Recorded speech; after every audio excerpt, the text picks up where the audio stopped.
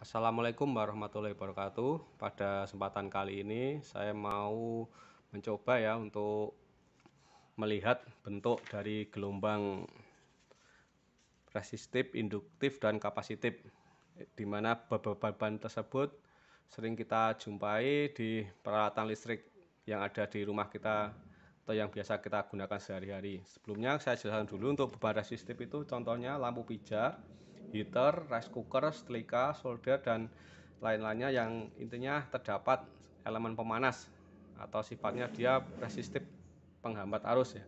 Dan untuk beban induktif itu contohnya yaitu peralatan yang di dalamnya terdapat kumparan, bisa trafo atau motor listrik, solenoid atau mungkin LHE, tentunya yang peralatan yang menggunakan sistem induksi elektromagnet.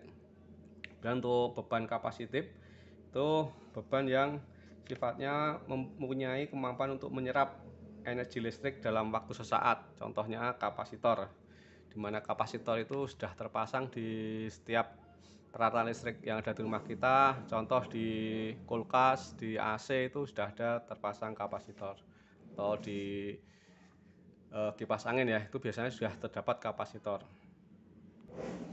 Ini berikut untuk secara teori untuk beban resistif, yaitu ya dia satu fasa ya, arah arus dan tegangan gelombangnya sepasa. Untuk beban induktif atau misalkan beban yang ada kumparannya, dia harus tertinggal terhadap tegangan. Dan untuk kapasitif harus mendahului tegangan ya.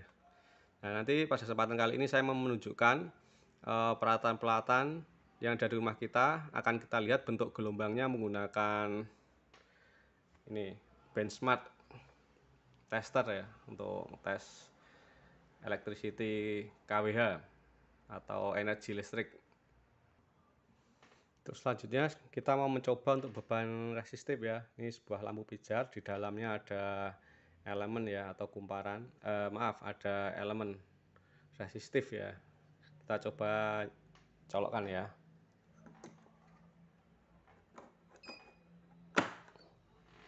Nah,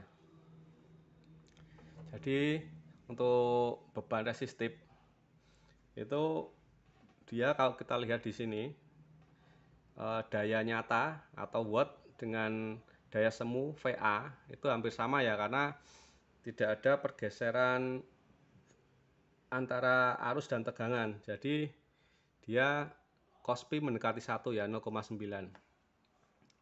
Ini kita coba untuk melihat bentuk gelombang resistif, apakah dia seperti ini, satu fasa untuk arus dan tegangannya. Kita lihat ya.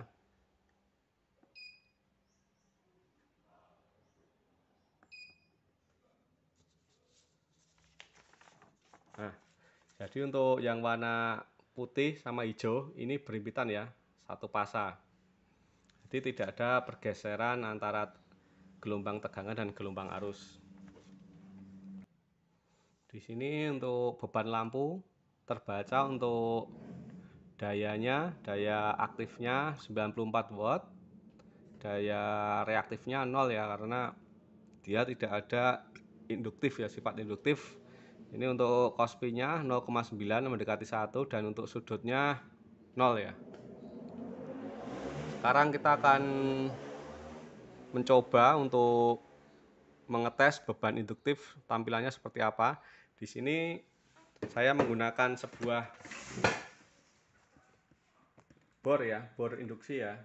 Ini penampakannya. Nah, kita akan mencoba melihat bentuk gelombang induktif seperti apa. Kita colokkan dulu.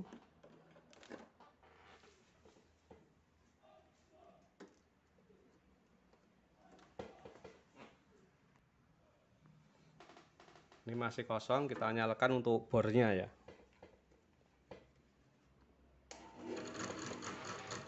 Ya, mulai terlihat untuk gelombangnya, dan untuk bor juga sudah berputar ya. Kita lihat untuk gelombangnya apakah akan sama arus tertinggal terhadap tegangan. Di sini untuk yang warna putih adalah tegangan, untuk warna hijau adalah arus. Jadi sesuai ya untuk bentuk gelombangnya. Untuk gelombang induktif dia arusnya tertinggal terhadap tegangan. Jadi penampakannya seperti ini untuk beban-beban motor induksi. Ini kita bisa melihat kalau pada beban lampu tadi untuk VAR atau daya reaktifnya 0 ya, sekitar 0 lebih dikit. Nah, di sini dia mulai naik 244. Untuk sudut pasangnya juga lebih ya, ini ya 62 derajat. Kospinya jelek 0,4, kalau tadi 0,9. Jadi beban induktif itu dia akan mempengaruhi kospi. Kospi akan jelek ya. Nah, untuk selanjutnya kita akan mencoba untuk mengetes beban kapasitif. Untuk beban kapasitif saya mencoba untuk menggunakan kapasitor 12 mikro 450 volt VAC ya. Kita saya coba colokkan.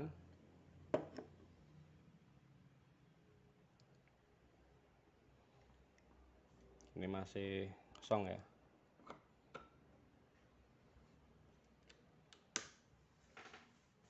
Nah, untuk beban kapasitif, jadi untuk arus mendahului tegangan. Ini untuk tegangan arusnya sini ya, arusnya mendahului. Ya, arus untuk di ini di gambar di display arus terlihat mendahului tegangan. Jadi untuk kapasitor ini apabila dia jumlahnya berlebihan ya, itu juga akan mempengaruhi kospi. Ini kospi juga akan jelek.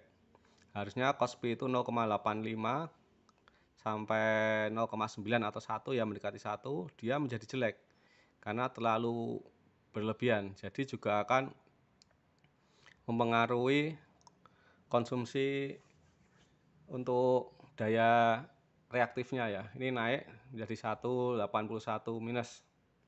Jadi untuk beban kapasitif ini dia untuk arus mendahului terhadap tegangan. Baik, semoga yang sedikit ini bisa bermanfaat dan dapat menambah pengetahuan kita. Apabila ada kekurangan dalam penyampaian, saya mohon maaf yang sebesar-besarnya. Terima kasih. Wassalamualaikum warahmatullahi wabarakatuh.